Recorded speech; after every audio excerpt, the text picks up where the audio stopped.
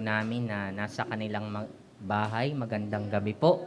Tayo po ay magsisimula na sa ating pong prayer meeting tonight. At before tayo manalangin, tayo muna po ay mag-aawitan. Let's all stand up. Awitin po natin, Glory to His Name, our first song. Glory to His Name.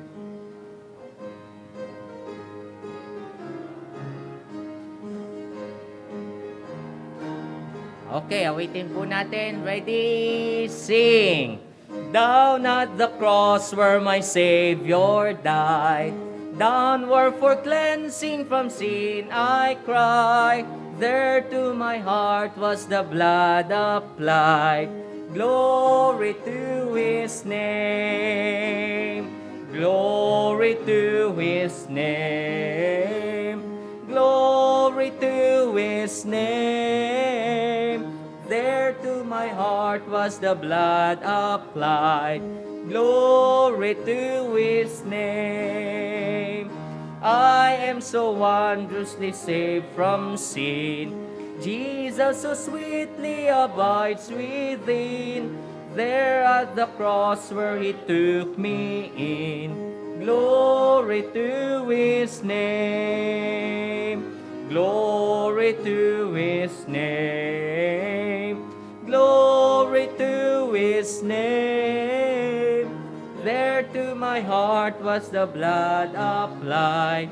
Glory to His name. Oh, precious fountain that saves from sin, I am so glad I have entered in. There Jesus saves me and keeps me clean. Glory to His name. Glory to His name. Glory to His name. There to my heart was the blood applied. Glory to His name. Last stanza. Come to this fountain so rich and sweet. Cast thy poor soul at the Savior's feet. Plunge in today and be made complete. Glory to His name. Glory to His name. Glory to His name. There to my heart was the blood applied. Glory to His name. Amen. Manalangin tayo. Ilingin ko si Brother Paul na pangunahan tayo sa panalangin.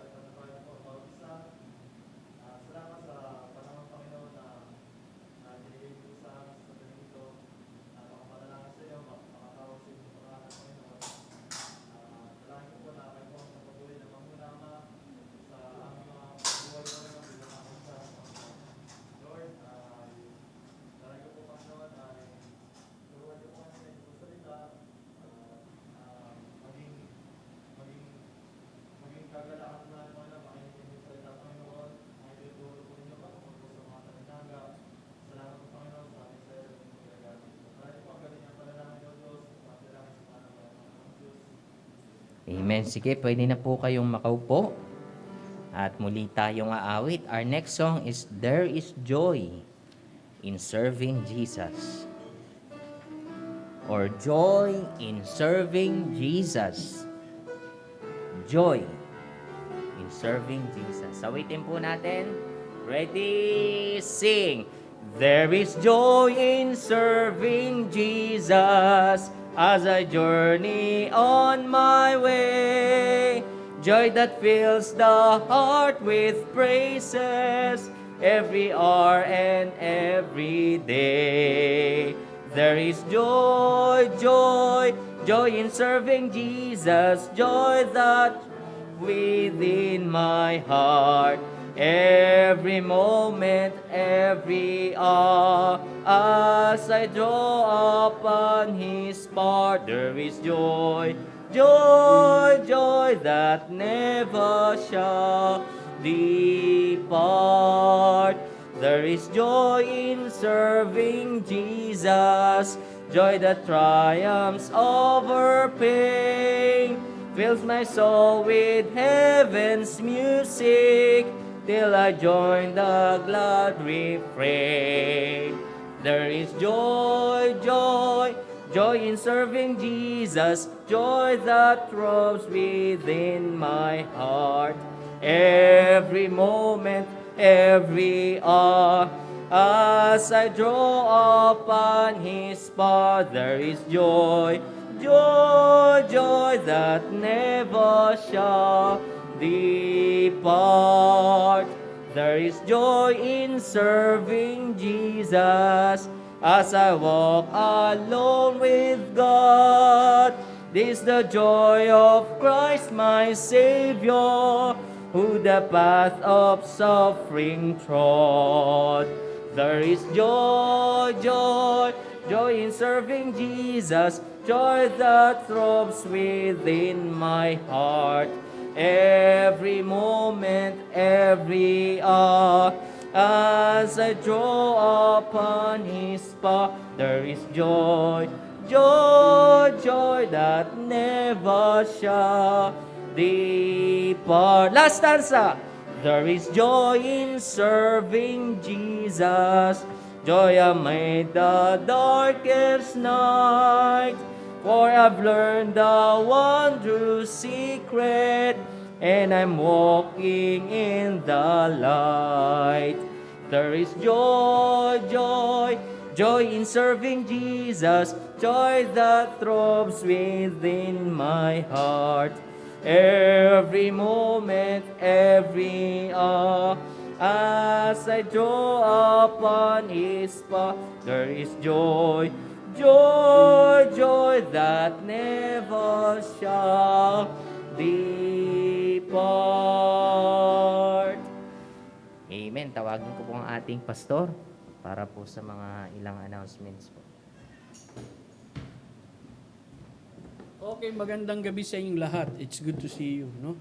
Ganda ng awitin natin, there's a joy in serving Jesus. Sa gabing ito, salamat po sa ating mga tagapanood rin, sa mga kanilang mga tahanan, at ganoon din sa mga kapatid na narito ngayong gabi, no, sa ating pagtitipon. Tonight is our prayer meeting. So kung meron po kayong kahilingan sa gabing ito na dagdag doon sa mga panalangin natin na nababanggit na, ay meron po ba kayo na pwedeng sabihin, or meron ba kayong pagpapasalamat na pwedeng sabihin sa gabing ito? No, any blessing that you want to share tonight? Wala? Mahihain kayo ngayon. Okay. Well, ang announcement natin sa gabing ito, no, this coming Sunday, I'm looking forward to see also our members again na magkita-kita tayo sa ganap na alas 9, alas 10:30 at alas 3 ng hapon, no? Sa ating mga gawain sa linggo. At sa gabi, tuloy ko po yung topic natin na may kinalaman sa mahal ng Panginoong Jesus ang Iglesia. Nakaraan Sunday night, ang tinalakay ko patungkol sa church membership.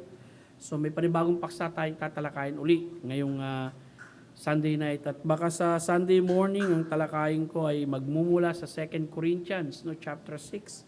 May kinalaman din to, no, sa konektadong pag-aaral natin patungkol sa halo-halong paniniwala o syncretismo. Ito naman ay yung pangaral ni Apostol Pablo sa mga mananampalataya sa Corinto. Okay?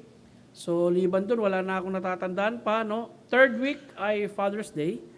Kaya sa lahat ng mga husband at father, inaanyayahan namin kayo, makibahagi kayo sa ating pagdiriwang ng Father's Day. At fourth week po natin, magkakaroon tayong Lord's Table, no? Tayo po mag-o-observe nito sa alas 9, alas 10:30 at alas 3 ng hapon. Kaya dumito po kayo, no? Mahalaga po 'yan. na maging bahagi tayo ng ordinansa na iniwan sa atin ng ating Panginoong Kristo bago siya bumalik. Kaya hanggat hindi siya bumabalik, patuloy po nating isasagawa yung ordinansa na yan.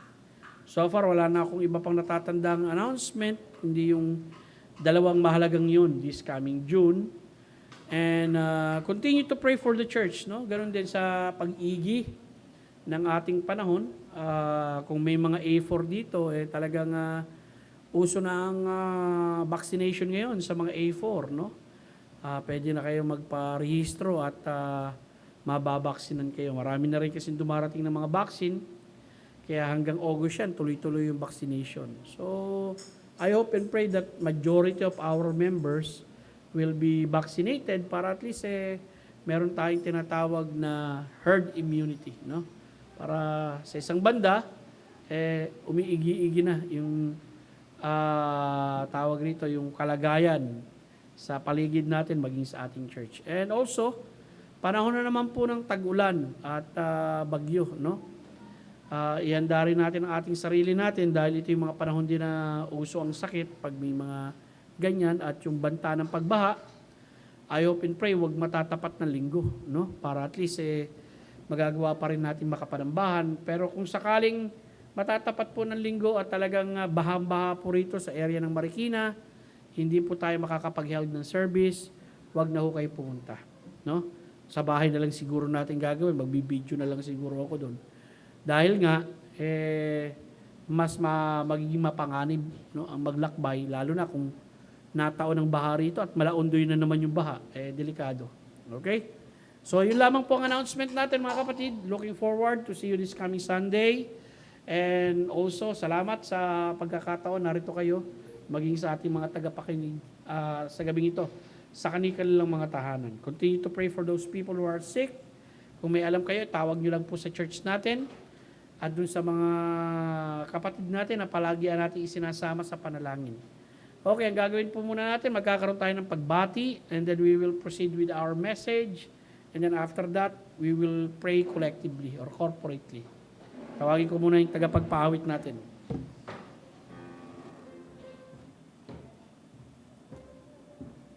Okay, tayo muli tayong lahat at tayo ay magkawayan. Awitin natin yung This is the Day. Ayan. This is the day. Okay. Awitin po natin. Ready, sing! This is the day that the Lord has made, that the Lord has made. We will rejoice and be glad in it, For this is the day that the Lord has made. We will rejoice and be glad in it. This is the day that the Lord has made. Amen. Remain standing po. At tawagin ko po si Pastor para po sa pangaral ng salita. Okay, magbabasa muna po tayo, no? Actually, ilagay na natin yung mensahe sa gabing ito. At babasahin muna natin yung text natin and then magpe-pray tayo. And then I will proceed with the message. Ang mensahe ko nga pala, no? Pakilagay muna yung title. Ang talinhaga ng mga inyanyahan sa kasalan at malaking piging. Actually, dalawa yan, no? Kaya lang mukhang matatalakay natin yung talinhaga ng mga inanyayahan sa kasalan at yung malaking piging baka next week na. Pero babasahin natin pareho, no? Umpisa natin yung pagbasa, babasahin ko sa verse 7, basahin nyo sa verse 8 and so on and so forth. Okay. Siya ay nagsabi ng talinhaga sa mga inanyayahan ng mapuna niyang pinipili nila ang mga pangunahing dako.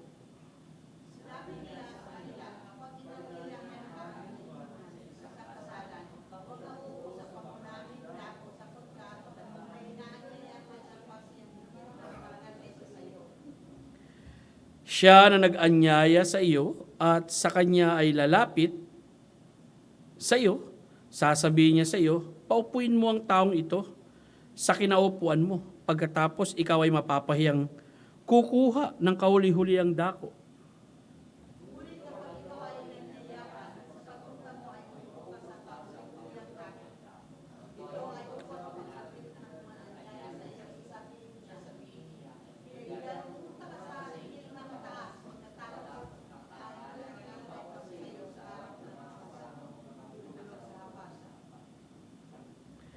Ito ay sapagkat ang bawat isang nagtataas ng kanyang sarili ay ibababa, at siya na nagpapakumbaba ay itataas.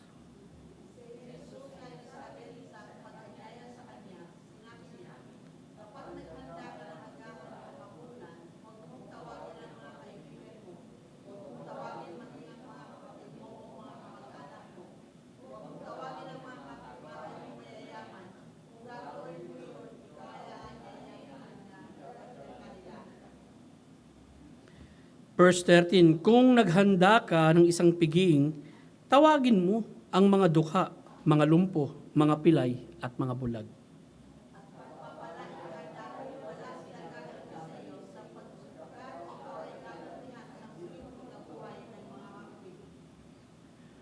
Ang mga bagay na ito ay narinig ng isa sa mga kasama niyang nakadulog sa hapag. Sinabi nito sa kanya, pinagpala siya nakakain ng tinapay sa paghahari ng Diyos.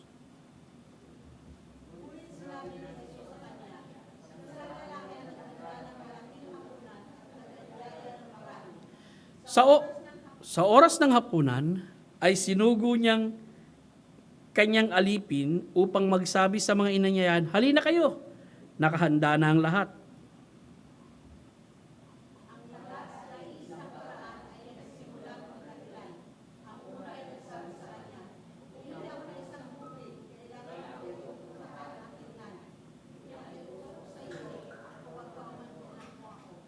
Ang isa ay nagsabi, bumili ako ng 5 tambal na baka.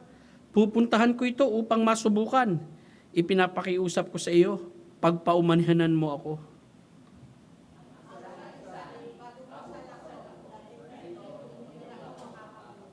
Sa pagdating ng aliping iyon, iniulat niya sa kanyang Panginoon ang mga bagay na ito. Sa galit ng may-ari ng sambahayan, nagsabi siya sa kanyang mga alipin, pumunta ka agad sa mga lansangan at mga makikipot na daan ng lungsod, dalin mo rito ang dukha, mga pilay, mga lumpo at mga bulag.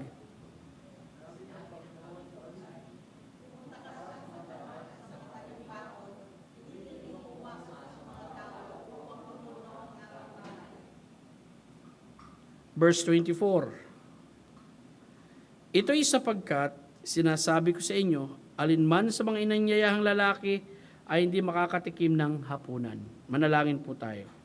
Salamat o Diyos sa oras na ito na ipinagkaloob mo sa amin. Patnubayan mo kami sa pag-aaral sa gabing ito sa isang napakagandang talinhaga na ibinigay ng aming Panginoon at ang dalangin ko, ikaw ang mapapurihan o Diyos. Sa ngalan ni Kristo Jesus. Amen. Maupo po tayong lahat. Umpisahan po natin ang talinhaga ng mga naimbitahan or inanyayahan sa kasalan. Well, unang-una nais kong makita ninyo ano ang dahilan ng talinhaga.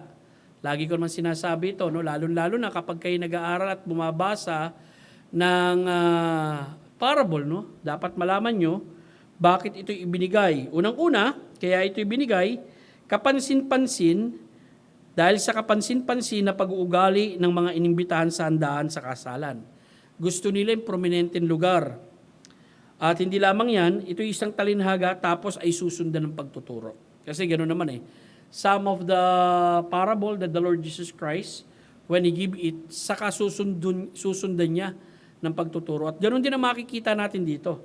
Ang dahilan ng talinhaga, kaya ito ibinigay, dahil may napansin ng ating Panginoong Kristo. Did you know our Lord Jesus Christ, sa kanyang pagpunta no, doon sa mga, katulad nito, kasalan, na imbitahan siya o nanyayahan siya, abay, nag-oobserba siya ng mga tao roon. At ang makikita nga natin, may kapansin-pansin siyang pag-ugali ng mga nainimbitahan sa handaan.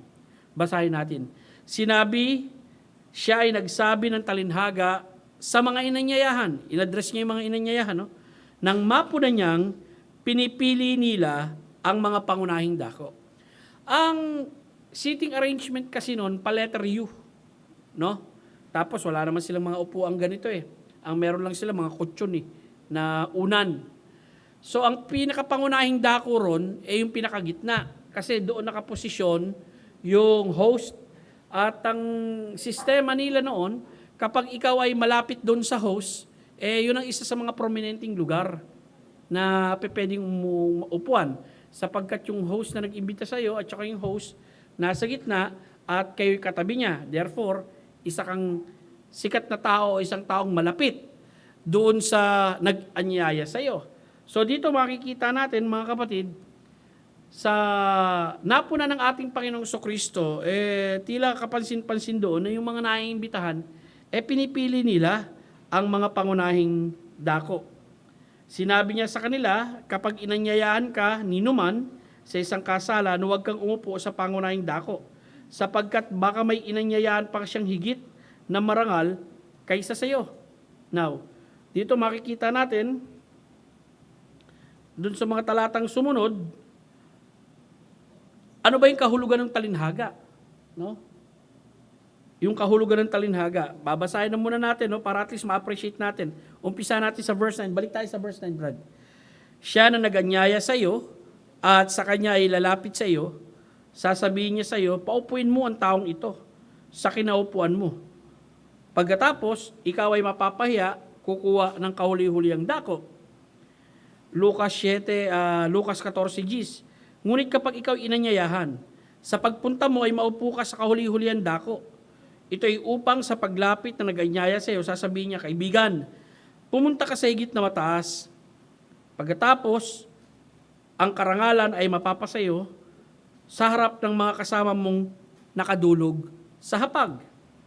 So letter B, nais ko makita ninyo, ano ang kahulugan ng talinhaga? Simple lamang, no? Ang kahulugan ng talinhaga, ang nagtataas ng kanyang sarili ay ibababa at ang nagpapakumbaba ay itataas. Hindi naman na mahirap unawain yung talinhaga na ibinigay ng ating Panginoon Kristo at very evident yung kahulugan doon. Now, letter C, nais kong makita ninyo, ang pangaral ng Panginoon mula sa talinhaga. Well, dito makikita natin yung pangaral niya ay yung karunungan ng pagpapakumbaba. Okay? Yun yung pangaral na makikita natin dito, no? Yung karunungan ng pagpapakumbaba. Mas maigi ang magpakumbaba at ikaw ay itataas kesa sa pagmamataas at ikaw ay ibababa. Yun ang pangaral na makikita rin natin sa sinabi ng ating Panginoong Kristo rito.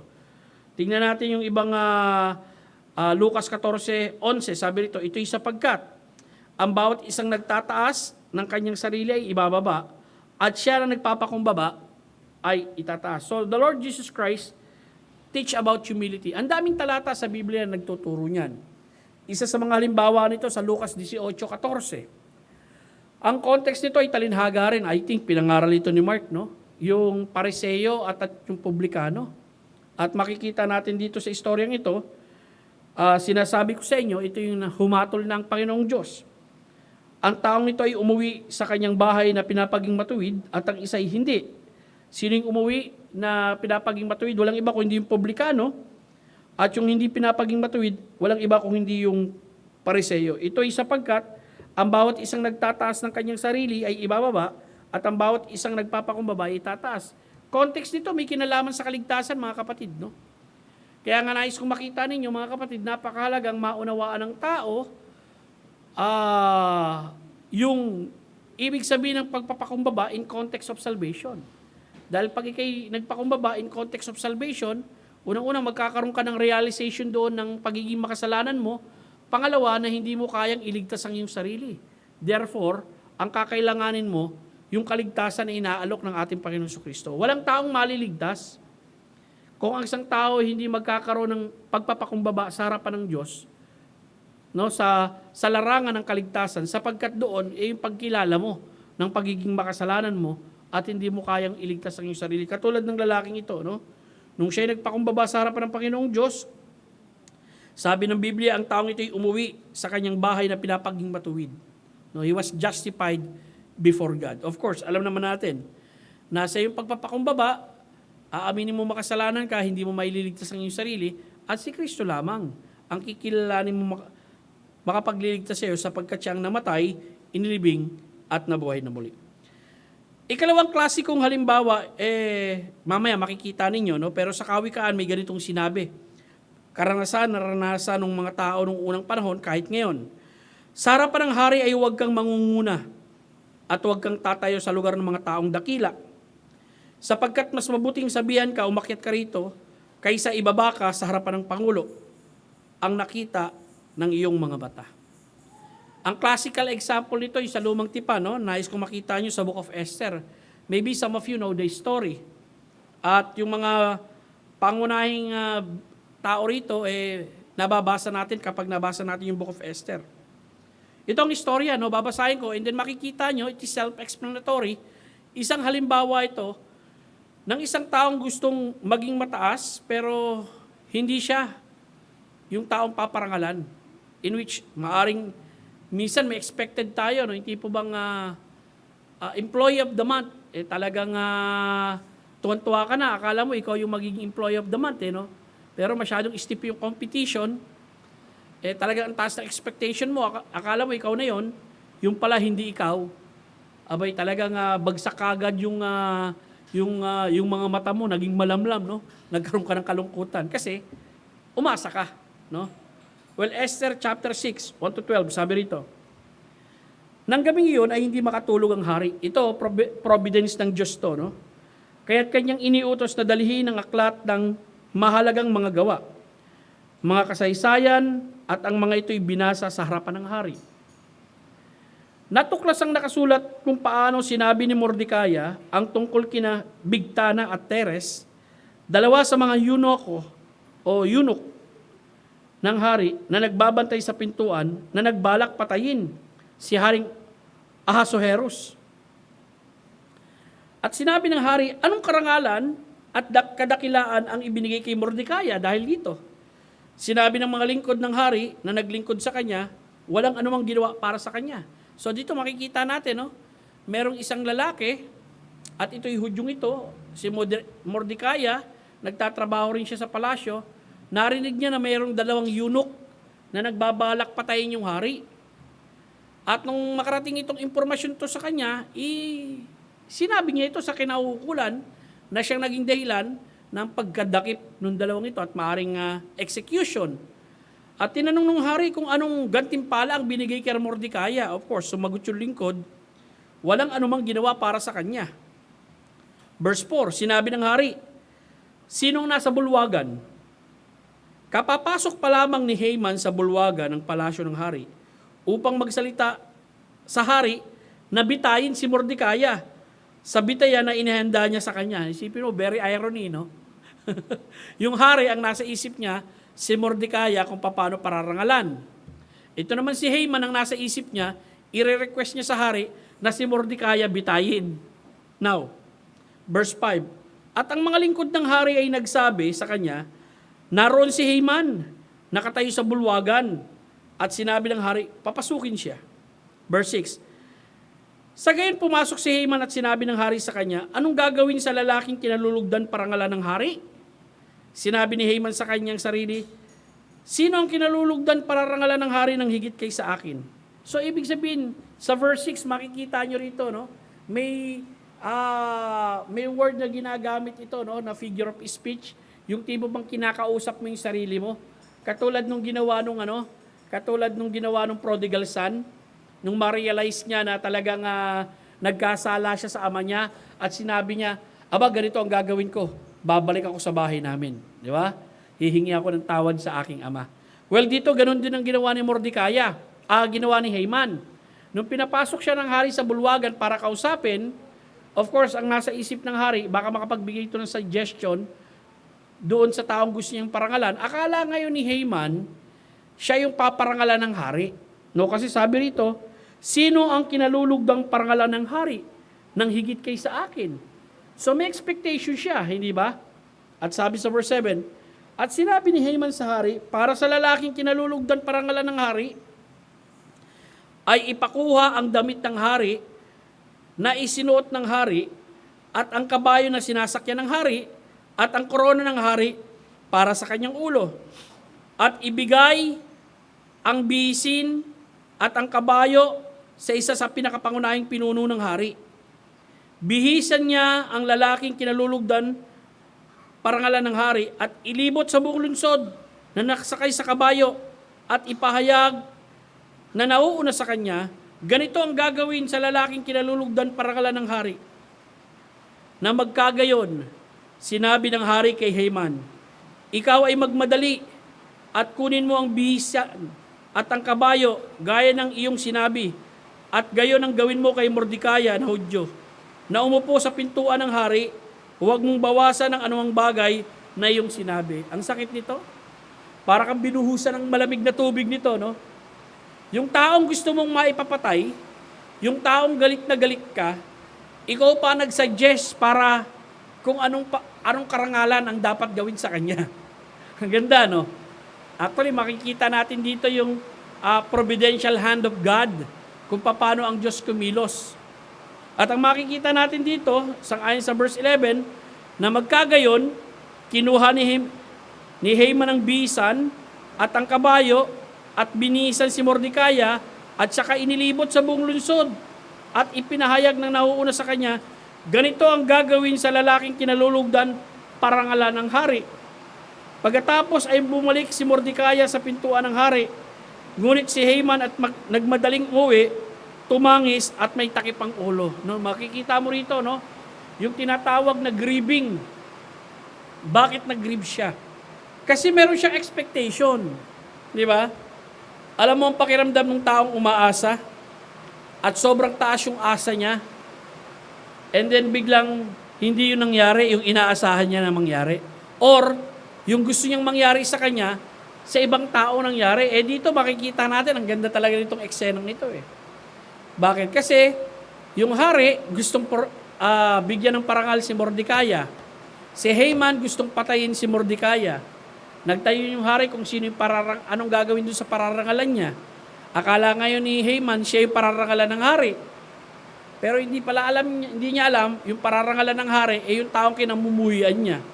At ang masakit dito, siya pa ang nag-suggest kung ano yung gagawin. No? Kung ano yung tinatawag nating mabubuting bagay na dapat gawin doon sa isang taong pararangalan ng hari. Ang dahilan niyan kasi, siya ay nagtataas, pero ibinaba siya ng Diyos. Yung tao na hindi umaasa ng karangalan, katulad ni Mordecai, bigla na lang nagkaroon ng karangalan. Okay? Ang tawag po ron, providential dealing of God, no? Isipin mo, hindi makatulog yung hari, at yung hari sa dami ng pwede niyang gawin, di ba?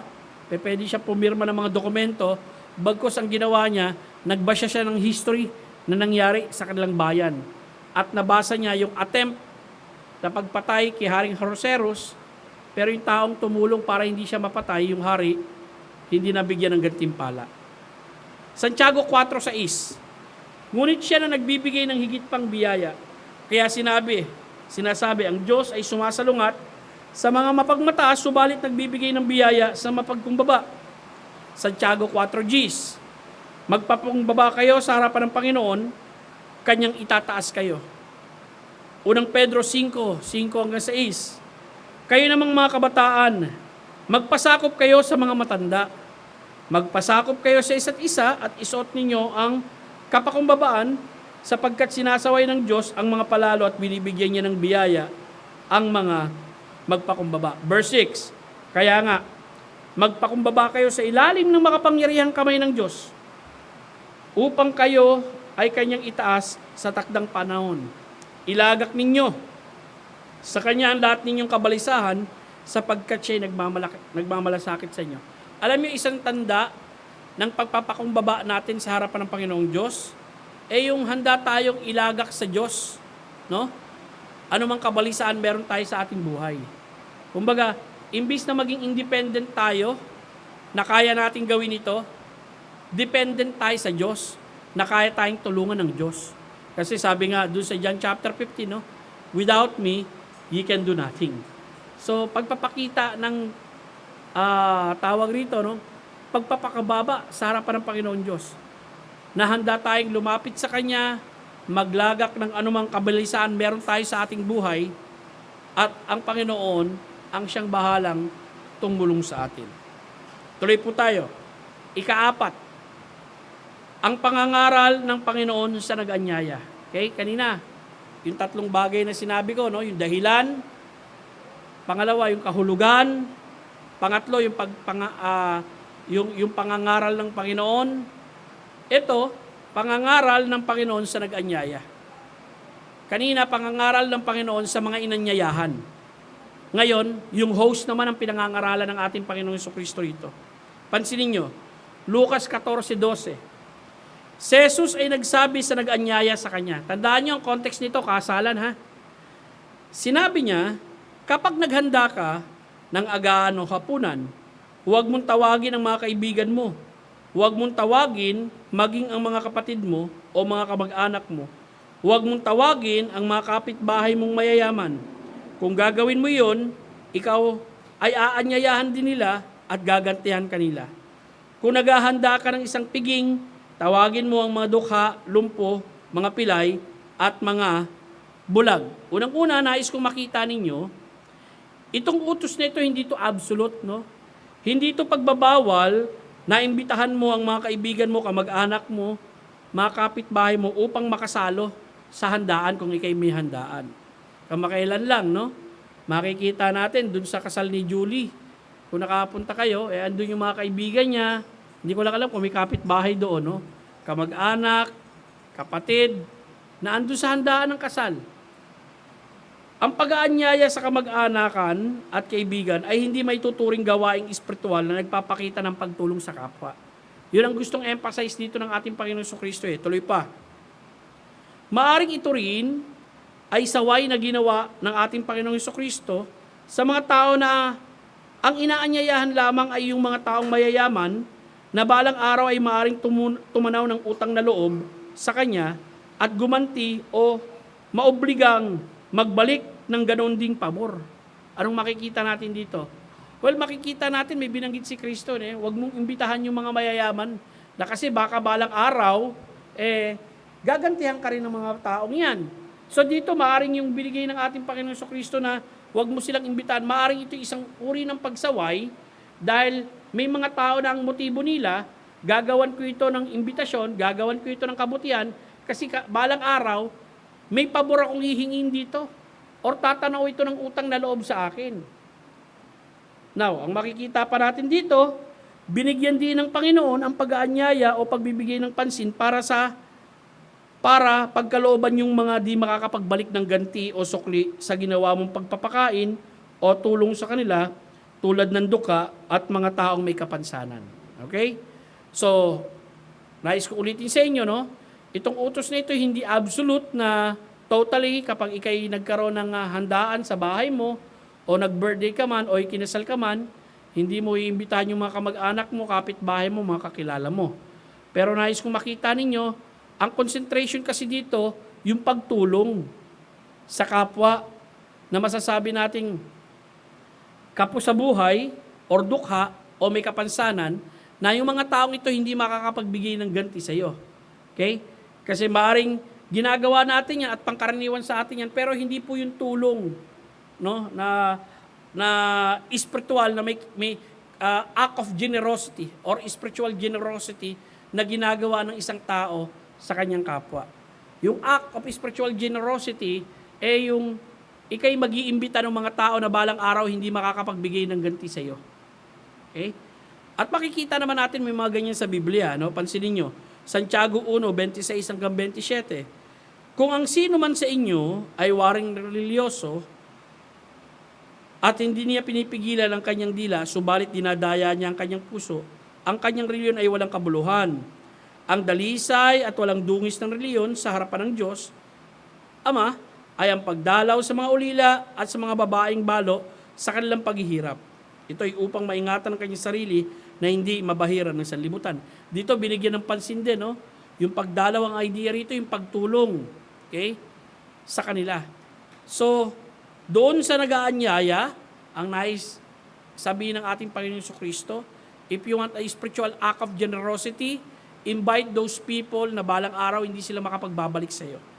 Kaya mapapansin nyo, minsan, no, hindi lang showbiz na kapag ikay nag-birthday, pwede mong gawin sa bahay ampunan, o kapag ikay maraming pera, lalo na pag December, pwede kang pumunta dun sa Home for the Aged at magbigay ng tulong yon.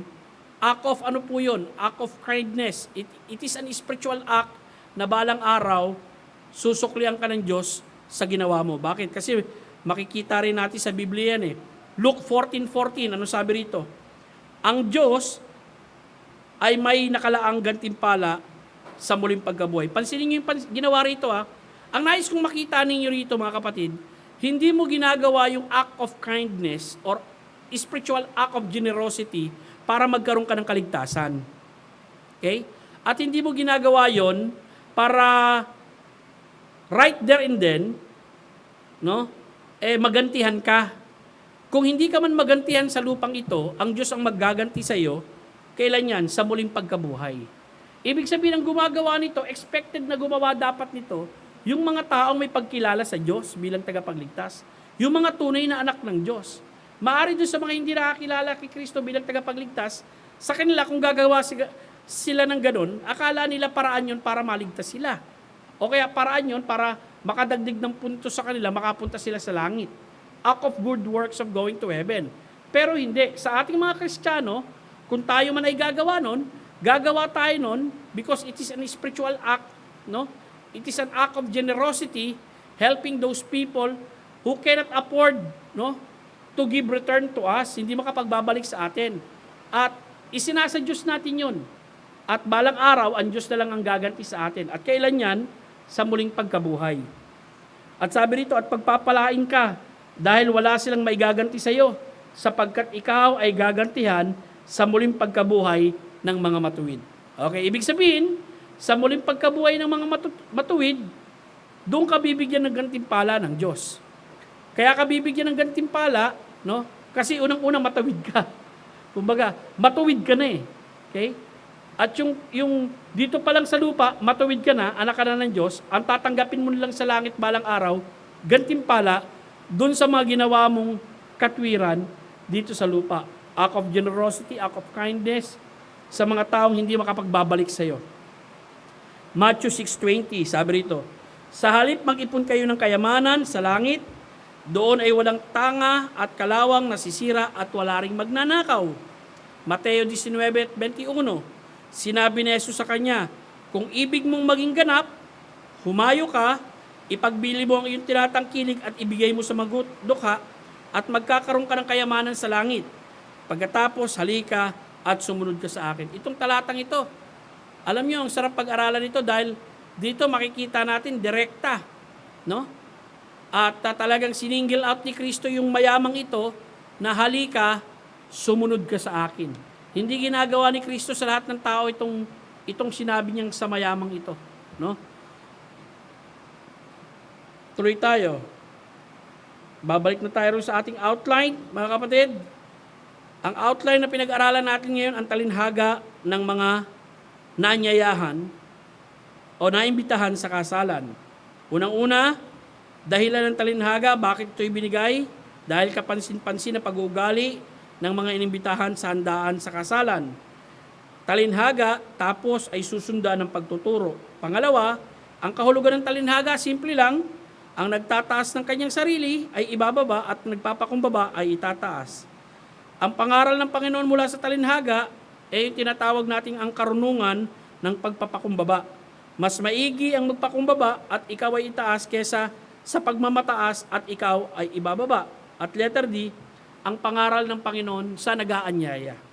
So makikita natin na bilang mga Kristiyano, dito sa Biblia, kung nais natin magkaroon ng gantimpala balang araw sa langit, pwede naman natin ito gawin individually or as a church bilang mga mananampalataya.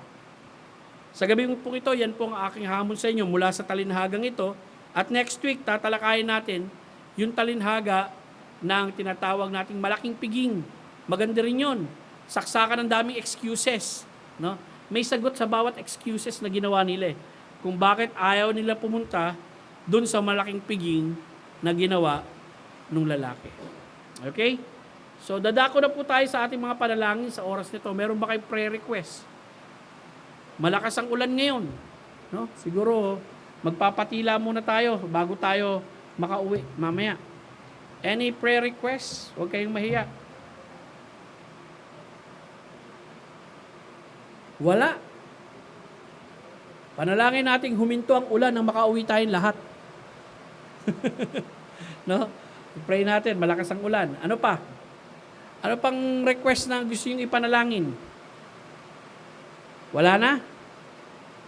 Pag-pray natin yung health ng ating mga kapatiran. Pag-pray po natin yung, of course, na higit na umigi ang ating bansa, no? Higit na magkaroon tayo ng mga kagalingan sa karamdaman sa ating bansa.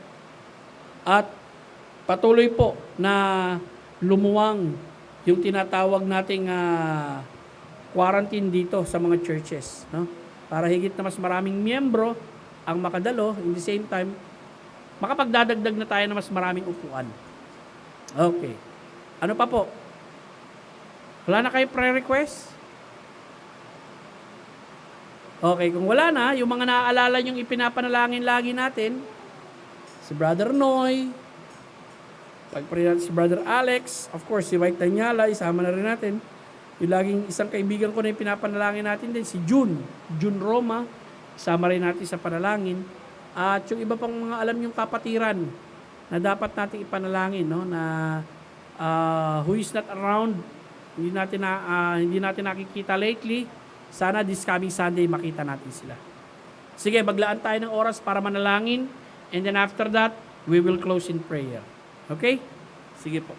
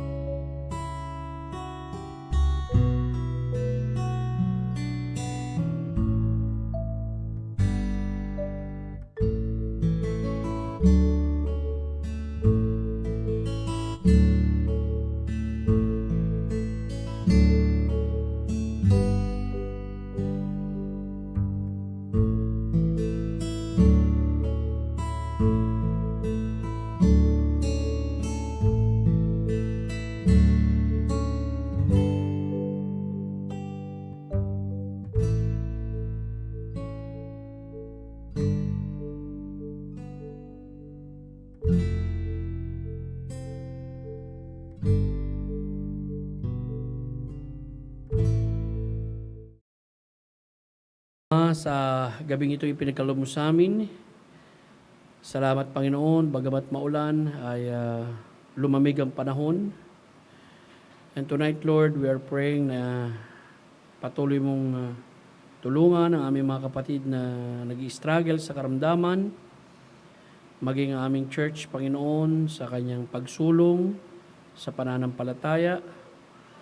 Panalangin ko rin po ang pag-igi ng panahon sa mga darating na mga buwan, linggo, taon, para tuluyan na masugpo itong karamdamang ito at ganoon din sa mga kapatiran na mababaksinan, Panginoon, patuloy na ingatan mo sila at lumakas ang kanilang katawan at huwag silang makalimot, Panginoon, sa patuloy na pananambahan sapagkat napakahalaga nito sa buhay ng isang tunay na Kristiyano.